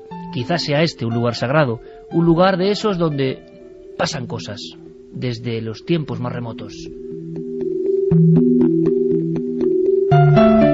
Monte Arabí, Nacho. ¿Qué tal, Iker? Desde luego un lugar, ahora cuando te escuchaba en los últimos minutos hablando de esas rutas mágicas que realizan los lobos, de esa intrahistoria que ha quedado marcada, bueno, de una manera no solamente mágica, sino también energética, de esos lugares telúricos con los que cuenta muchísimos de ellos la península ibérica. Yo creo que el Monte Arabí, al norte de Murcia, lindando prácticamente con la provincia de Albacete, es uno de esos lugares insólitos, mágicos, que ha permanecido con estas características desde hace miles de años, ¿no? Las pinturas rupestres que ahí se conservan, las más antiguas son de hace unos 12.000 años, dicen los arqueólogos, y es curioso que al contrario de otros, me comentaban estos días, ¿no? Liborio, el arqueólogo de Yecla que está ahí trabajando, me decía que al contrario de otros lugares de la cornisa, bueno, de la franja levantina, con pinturas rupestres similares, en donde podemos ver estos dibujos en lugares inaccesibles, aquí en el Monte Arabí, en Yecla, están muy cercanos, es decir, están en las faldas del monte, ¿no? Lo que posiblemente lo convierte en un lugar, en un santuario, en un punto de encuentro sagrado al que durante miles y miles de años ahí, pues, los habitantes de ese lugar pues iban allí a realizar sus rituales, a tener sus encuentros, etcétera, ¿no? Yo creo que el Monte Arabí es uno de esos espacios. Hoy es un parque natural, también recuerda ayer las fotografías espectaculares que te mandaba de algunos de esos muflones que se cruzaron con nosotros en el camino y las águilas precisamente, y te decía un poco que fue una experiencia en estos días que a ti seguramente te hubiera encantado por ser un poco ese reflejo de trabajos antiguos que hiciera el gran maestro de todos nosotros, Félix Rodríguez de la Fuente, ¿no? Yo creo que es uno de esos lugares que tenemos que ir a visitar, no solamente desde el punto de vista natural, sino también porque tiene un trasfondo mágico, misterioso, con un montón de leyendas, seguramente marcadas por ser, como digo, un lugar que hoy para nosotros ha perdido, no voy a decir esa energía, ¿no? Pero muchos de nosotros no somos capaces de percibirla todavía, ¿no? Pinturas rupestres y de repente aparición de luces, que es otro gran clásico. Hacía tiempo que, hombre, hay un censo, ¿verdad, Javier? Casi de luces populares, pero esta no la conocíamos. Y hay un detalle, bueno, esencial y que ahora vamos a comentar, que es el lugar que está prácticamente a las faldas de este monte o muy cerca, que es uno de los más tenebrosos, y que se entienda la palabra, para mí por lo menos, amante de la arqueología como Nacho, por el tipo de figuras que salieron de la tierra en aquel lugar cuyo nombre ya evoca muchas cosas, Cerro de los Santos. Hemos recogido, ha recogido Nacho, testimonios como el de Pedro Ortiz, de apariciones de puras luces populares en diferentes ocasiones, porque él tiene un oficio que le permite estar rondando por toda esa zona, ¿no? Prácticamente. Sí, él trabaja bueno, ahora ya no, pero él ha trabajado durante muchos años en protección civil, y lo que le ha permitido estar en contacto con la naturaleza, estar en contacto con esa esencia mágica divina, me atrevería a decir, que ha caracterizado al Monte Arabí y a todos esos alrededores, entre ellos también el magnífico Cerro de los Santos, que hoy, por desgracia, ya no es lo que debió de ser hace un poquito más de 2000 años, para ser uno de los núcleos principales de culto de la cultura de los antiguos y míticos iberos, ¿no? Vamos a escuchar a Pedro, porque él, en una de esas noches de vigilancia, vamos a decirlo así, se encuentra con algo que os va a sonar, vamos, totalmente, porque es la misma historia que se repite, pero es curioso, ¿verdad, compañeros?, en lugares arqueológicos, casi a veces partiendo de las mismísimas ruinas, diferentes descripciones de luces en el Monte Arabí en las últimas fechas. Pasando unos minutos, 8, 10, 15 minutos, esa luz inerte, esa bola tan preciosa que destellaba una luz muy bonita, blanca, luminosa, se hizo un movimiento, pero yo diría fracciones de segundo. Nosotros viéndola perfectamente, de momento vino hacia nosotros, pero segundos, se paró segundos y volvió a retornar al punto de antes, a ese punto inerte que estaba. 2:36, si conocéis el Monte Arabí y habéis sido testigos de fenómenos, nos podéis aportar cosas, desde luego estamos abiertos. Nacho, tenemos la descripción arquetípica, que como veremos no solo ha visto él, sino muchas más personas, de luz, no en el cielo, sino a baja altura, evolucionando, persiguiendo a vehículos, a coches, haciendo evoluciones y siempre por la misma zona. Sí, es una zona, como digo, mágica. Pedro es testigo de la presencia de estas luces desde hace ya, me contaba, los primeros avistamientos que él tuvo pues hace prácticamente 2 décadas, y luego hace poquitos meses también, junto con otros compañeros de Protección Civil, también pudieron verlas, ¿no? Y siempre son esas esferas, pequeñas esferas, de vivos colores, muchas de ellas, ¿no? Es un efecto realmente impresionante sobre todo escuchándole a él, como lo contaba con esa emoción, porque me imagino que al igual que debió de ser para aquellos hombres prehistóricos que hace prácticamente 10.000 años han habitado este lugar, pues es la presencia de esas figuras, la presencia de esas luces. Hay también otros testimonios ya quizás un poco más imbuidos en la leyenda local, que habla de luces blanquecinas, algunas de ellas con forma femenina, deambulando por los lugares, ¿no?, que caracterizan a uno de estos emplazamientos, ¿no?, el Monte Arabí. Otro detalle, a ver, Javier, si tú como ufólogo distingues cosas que son casi arquetípicas también.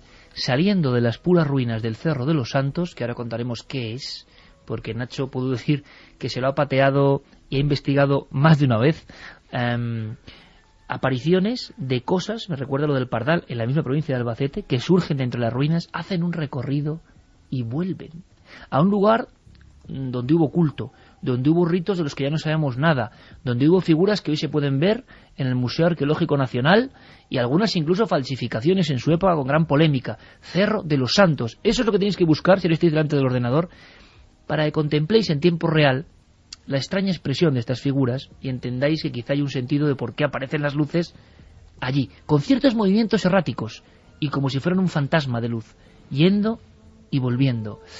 Escuchamos de nuevo a Pedro Ortiz. A la altura del Cerro de los Santos, a mi margen izquierdo, pues vi esa misma esfera, digámoslo así, 50 centímetros, pero muy cerquita de nosotros.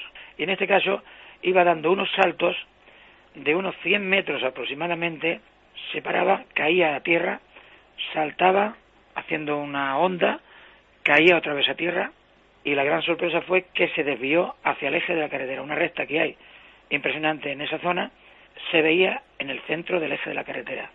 Para el vehículo, cuando no dábamos crédito, vámonos, no había otra salida, caminos no había que cogerlos, y mantuvimos el vehículo quieto cuando esa esfera menor, de unos 50 centímetros, 60, 70, hizo un movimiento rápido hacia nosotros y giró hacia el margen del cerro donde había retornado anteriormente. Cerro de los Santos, descripción perfecta de un testigo, 602 metros de altura, junto al Monte Arabí y en las inmediaciones del lugar sagrado, como antes hemos hablado, va y vuelve la luz. No es la primera vez ni será la última. Hay un largo censo de lugares asociados precisamente a la aparición de ese tipo de luces, y unas pocas de ellas desde luego han trascendido el localismo y se han convertido en luces de referencia, luces populares las conocemos nosotros. Quizá las más significativas son las que se dejan ver todavía a fecha de hoy en las inmediaciones y sobre la montaña de Montserrat, ese macizo a 50 kilómetros de Barcelona, que tiene una altura máxima de unos 1.200 metros más o menos en el pico de San Jerónimo, y que bueno, pues desde la más remota antigüedad está asociado a ese tipo de apariciones. El hallazgo de la Moreneta, de la Virgen Negra, se produjo precisamente porque una serie de luces indicaron el lugar a los pastores donde tuvieron que buscar la figura de esa Virgen sedente con el niño. Y no solo eso, muy cerca, en Manresa, la aparición de una de estas luces en 1345 dio pie a una celebración que está ya muy próxima. El próximo 21 de febrero se celebrará la fiesta de la misteriosa Llum, de la misteriosa luz, como cada año, que conmemora precisamente la incursión de una de estas luces que bajó de la montaña de Montserrat hasta esta villa, hasta Manresa, se adentró dentro de la iglesia del Carmen, se dividió en tres, se volvió a agrupar en una sola esfera y volvió a atravesar la mampostería de roca para perderse en montaña arriba. Y no es el único lugar, hay más. ¿Habrá alguna conexión con la arqueología en todo esto? Yo no sé si hay estudios, como Emilio Carreño nos hablaba, el director de la Red Sísmica Nacional, nos hablaba sin tapujos de una conexión entre luces y terremotos, y nos habló, ¿verdad?, que yo creo que esto fue tremendo, un científico de su talla. ¿Os acordáis de cómo desde incluso el terremoto de Lisboa había correlación de visiones de luces? Es que los santuarios arqueológicos, y yo no sé si tendrá que ver para algunos con fuegos fatuos o con qué, y la presencia de luces es una constante total. Y en ocasiones en este monte, el Monte Arabí, los testigos no han sido una persona, dos personas. Ahora vamos a escuchar uno con 10 personas, y de ámbitos como la protección civil. O sea, mucha gente viendo lo mismo, y a veces con otras formas bien curiosas, como objetos de los que cuelgan otros y casi tocan tierra, cosa que yo no he escuchado muchas veces, Nacho. Es curioso porque ya cuando veamos el reportaje en Cuarto Milenio, dentro de unas semanas, Liborio Ruiz, el arqueólogo principal de estas investigaciones, que es de Yecla, en Murcia, como digo, él me hablaba de un sentimiento bastante singular. Es la arqueología de los sentidos. Él es bastante escéptico en todo este tipo de cosas, ¿no? Bastante escéptico. Sin embargo, él habla de esta arqueología de los sentidos, arqueología de los sentimientos, en el terreno de lo que él no sabe explicar, no tiene una explicación racional, lógica, pero que entiende que hay algo, hay una magia, hay un sentimiento, hay algo que se escapa un poco de nuestras manos, de nuestro raciocinio, y que hace que un lugar, en este caso el Monte Arabí, haya sido habitado por personas, por seres humanos desde hace miles de años, y que haya sido identificado con un lugar sagrado, un lugar mágico hasta la actualidad. Claro, lo que hablábamos, ¿por qué eligieron ese monte? O sea, ¿por qué ahí excavaron la ermita rupestre en un caso? ¿Por qué exactamente ahí?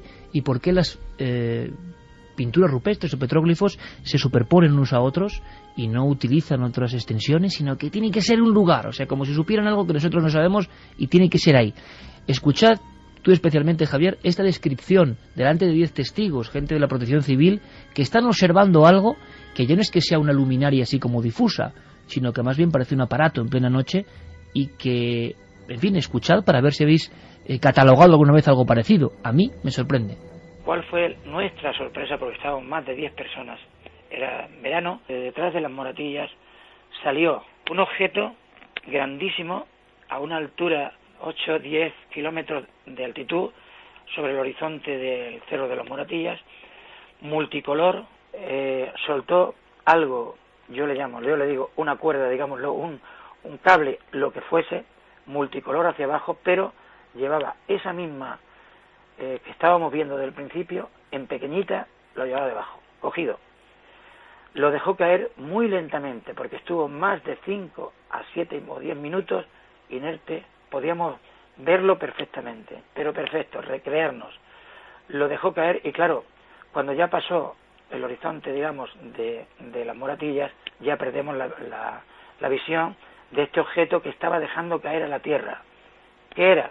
No lo sé, sinceramente. Y retornó, y en el momento que eso quedó dentro de esa esfera grandísima, esa estrella o esa lo que fuese, no lo sé, quedó dentro, cruzó el firmamento, en visto no visto.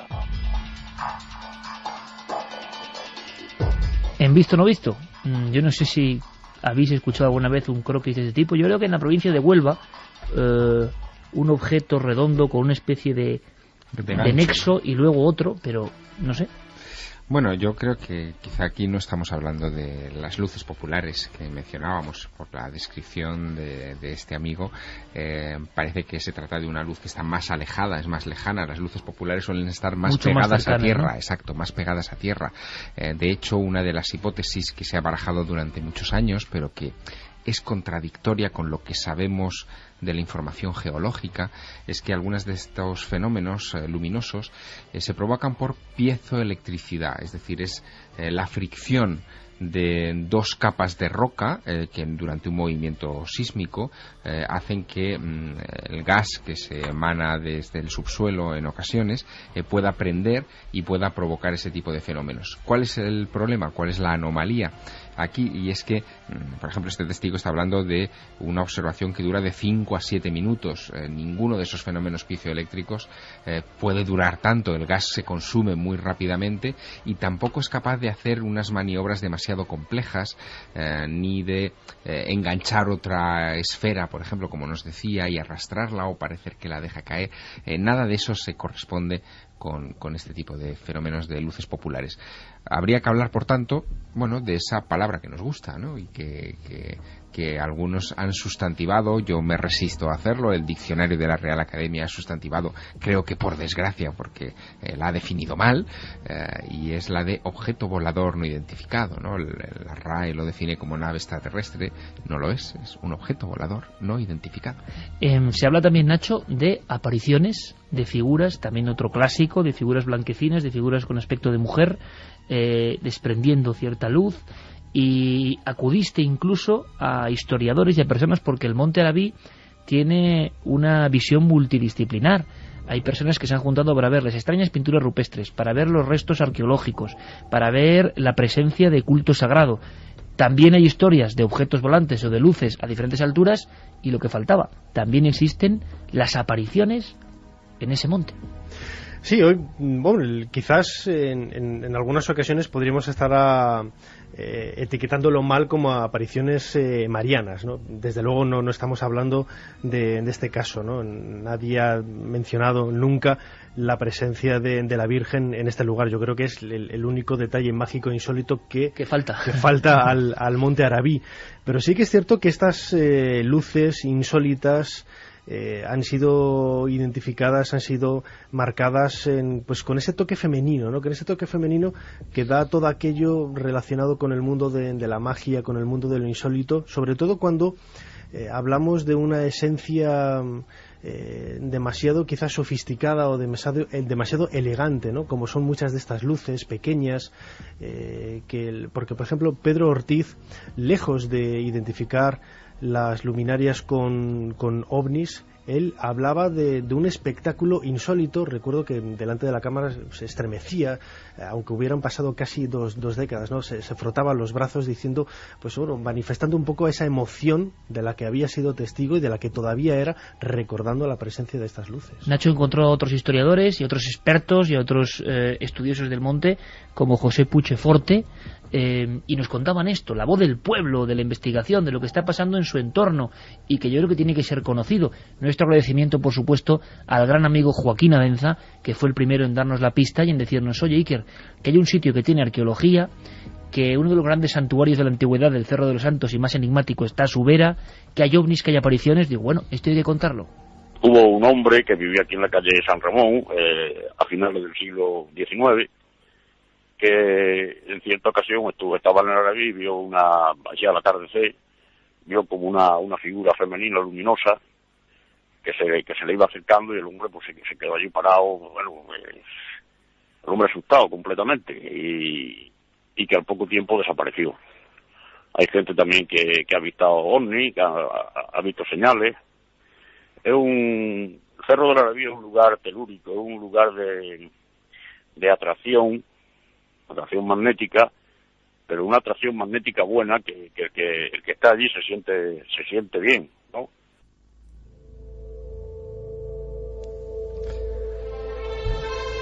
El hecho de que haya pinturas de unos 10.000 años de antigüedad, han calculado los expertos en ese lugar. Tienes el Arabí ahí delante. Exactamente, que la montaña cabe en una especie de roca, de pico, que lo hace muy muy característico en la región, pues indica que desde luego ha ejercido una atracción desde hace mucho tiempo.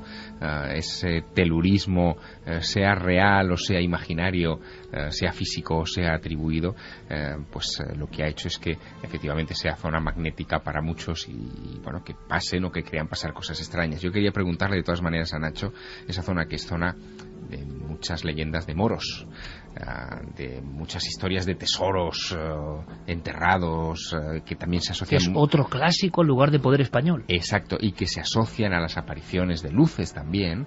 Que marcan, ¿no? Sí, si esa leyenda o esas características también aparecen en el Arabí. Efectivamente, sí. Hay una cueva que se llama la Cueva del Tesoro, que no falla, es que siempre no está. falla, realmente yo creo que es ¿Cuántas cuevas del tesoro habrá en España? Si hacemos un censo con los amigos que nos cuenten de sus provincias, cueva del tesoro contada por los abuelos de los abuelos, igual un día hacemos una porra a ver cuántas. Vale. Pero yo creo que es que el número sería superior o igual a 40 o 50. Y no digamos, yo creo que en la provincia de Murcia, ¿no? Que claro, hubo mucha presencia musulmana y que dejó, cuando ya se hizo la reconquista, dejó a muchos cristianos ansiosos de encontrar esos tesoros, ¿no?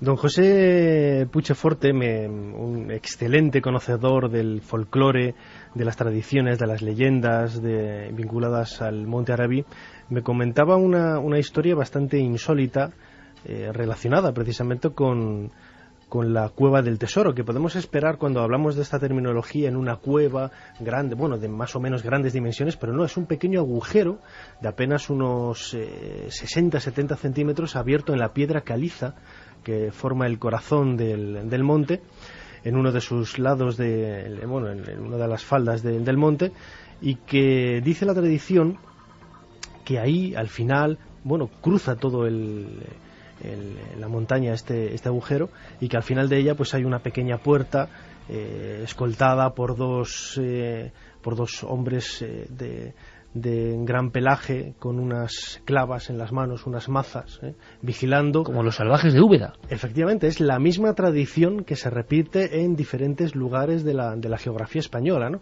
Y que la tradición señala que detrás de esas puertas hay el tesoro oculto, el tesoro perdido de los moros, ¿no? De los Tú te lo has pasado bien rondando por el Monte Arabí, ¿eh?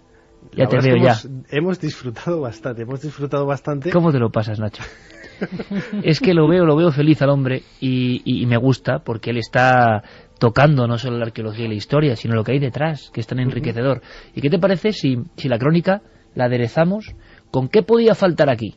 Pues como gran camposanto, como historia de gran camposanto, los huesos humanos causando temores. Sería, pues eso, la vela final del pastel con forma de montaña que es el Monte Arabí.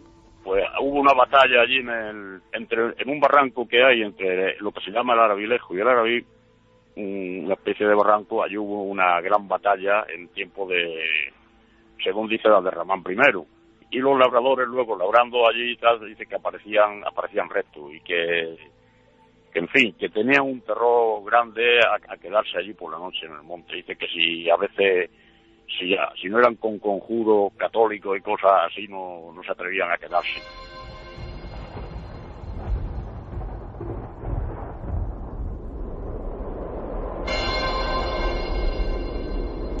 Conjuros, huesos, presencias. Por cierto, las pinturas rupestres, ¿hay alguna que te llamas especialmente la atención? ¿Están muy deterioradas? ¿Se pueden ver? ¿Tienen formas extrañas? Hay dos tipos de pinturas, unas más animalísticas, podríamos decir, las típicas representaciones de toros, de caballos, de équidos. ¿Os dais cuenta que el lobo nunca aparece, por cierto? Efectivamente, no aparece, es como ese icono maldito, podríamos decir, ¿no? La cabra tira al monte, yo voy a hacer una referencia a la cultura jeroglífica, ¿no? A la cultura egipcia, mejor dicho. En el jeroglífico, por ejemplo, nunca hay representaciones de arañas, y arañas hay en Egipto. ¿Por qué los antiguos egipcios nunca representaron las arañas? Oye, qué buen tema es ese, animales malditos en los códigos de la antigüedad. La idea no es nuestra, al César lo que es del César, nuestro realizador y jefe de imagen de Cuarto Milenio, ya tienes la bicha de balazote ahí, qué miedo da, hablando de bichos, ¿no?, extraordinarios. Sergio Fernández de Pinedo me dice, Iker, él se recorrió durante 8 meses las cuevas de España y Francia con nosotros, y me dice, hablando de lobos, extrañas conjunciones, ¿por qué no hay lobos en el arte rupestre? Prácticamente no hay lobos respecto a lo demás. Pues debe haber un misterio, porque el lobo estaba ahí, y en Egipto no hay arañas. No hay arañas, y Madre mía. un animal que existe tanto en la antigüedad como como hoy, ¿no? Y es curioso que hay algunos animales que, a pesar del miedo que manifiestan, o que por lo menos representa el ser humano con respecto a ellos, pues parece que, como una serie de conjuros, de elementos mágicos, se evita, ¿no? Se evita su presencia en las pinturas. Hay que hablar de eso, Nacho. En el Monte Arabi, por lo tanto, hay de todo. Merece la pena la visita, un entorno natural, unas huellas del arte rupestre del hombre antiguo y misterios con testimonios. Y escuchamos a nuestro público, que es soberano, por supuesto. Pues Carlos Torrao nos dice que es uno de tus grandes fans, y sobre lo que estáis hablando de las cuevas, dicen que en Zamora está oculta la cueva de Viriato, en la que guardaba sus tesoros. Si quieres te digo de dónde soy. Pues sí, dínoslo. Papero Serrano nos dice: buenas noches, milenarios. Se comenta que grupos de gente pertenecientes a no se sabe qué secta, entre comillas, o grupo religioso, celebran rituales en algunas de sus cuevas, lo cual es fácilmente constatable por los numerosos restos de velas que quedan en el lugar. Se habla de personas semidesnudas, con la cara tapada, en medio de una multitud de velas encendidas, realizando rituales con nadie sabe qué propósito. Será otro tema, otra semana, pero hemos recabado información que pone los pelos de punta, de santuarios rupestres absolutamente desconocidos, con signos indescifrables, esotéricos, antiquísimos, y que ahora, o sea, estas noches, gente con conocimiento esotérico y satánico está reutilizando. Que en el siglo XXI se esté reutilizando estos lugares de dificilísimo acceso, complicadísima llegada, con signos y conocimiento. Ostras, pues estremece bastante, ¿eh? Pero no es un fenómeno español, Iker. Ocurre también en otras esto partes. está ocurriendo también desde hace unos años. En el Reino Unido especialmente hay una especie de revival, probablemente céltico o neocéltico, vamos a llamar así. Pagano. Pagano, sí, pagano, evidentemente, que está acudiendo a estos santuarios prehistóricos y los está como activando. Está ocurriendo en Francia, está ocurriendo en las alineaciones de megalitos de Karnak, por ejemplo, y en otros lugares. Es decir, que no es un fenómeno español, es un fenómeno, yo diría que neomegalítico, por utilizar un término, ¿no? Y habrá que seguirle la pista, desde luego que sí. Y tanto. Nos dicen también que el Monte Arabi es muy rico en yacimientos y restos arqueológicos de todo tipo. También existen muchas leyendas y mitos sobre este bello y enigmático monte. Nos lo comentaba Nicolás. También hay personas que nada más poner un pie en alguno de sus lugares, al bajar del coche han sentido un fuerte mareo e indisposiciones que le han obligado a abandonar el lugar de forma inmediata. Se refiere al Monte Arabi. Sí. O sea, gente que ha recibido un shock pero negativo.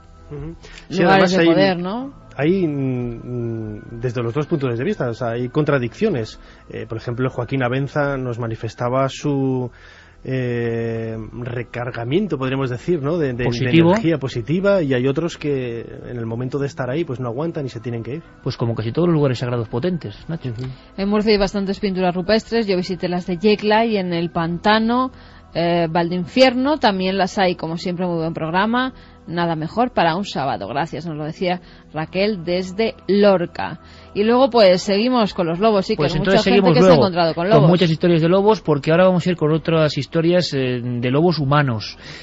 Bueno, Nacho Ares, por supuesto, querido amigo, luego te escuchamos en Ser Historia. Aquí nos quedaremos. Haces doblete, ¿eh? Hacemos doblete. ¿Tómate un café? Nos tomamos un café. Gracias como siempre, disfrutar. Un abrazo, amigo. Gracias por descubrirnos la España antigua y moderna al mismo tiempo, del misterio. Santi, ha habido una matanza tremenda en Estados Unidos, todos lo hemos visto, un acontecimiento tremendo. Se habla de control mental dentro de la mente de esa persona que ha provocado casi un apocalipsis, ¿no? Tú, hombre, no voy a decir que eres amigo de este tipo, porque no lo puedo decir, pero que estaba en tus foros. Pues curiosamente, y eso lo comentaremos, la sorpresa ha sido encontrarme con que un foro de conspiración que yo frecuento y que es muy conocido estaba precisamente frecuentado por este asesino. Te va a visitar el FBI. Bueno, eso y mucho más, todo lo que ha pasado con la Royal Society y sus declaraciones. Ahora las noticias.